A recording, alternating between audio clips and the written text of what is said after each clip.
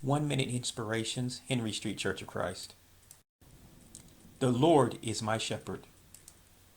The Lord is my shepherd, I shall not want. He makes me to lie down in green pastures. He leads me beside the still waters. He restores my soul. He leads me in the paths of righteousness for his name's sake. Yea, though I walk through the valley of the shadow of death, I will fear no evil, for you are with me. Your rod and your staff, they comfort me. You prepare a table before me in the presence of my enemies. You anoint my head with oil. My cup runs over. Surely goodness and mercy shall follow me all the days of my life, and I will dwell in the house of the Lord forever. Psalm 23. Trust the Lord with all your heart, mind, and soul. He will never leave you, provide comfort for you, and you will never lack the things you need. God bless you. Enjoy your day. This is a ministry of the Henry Street Church of Christ.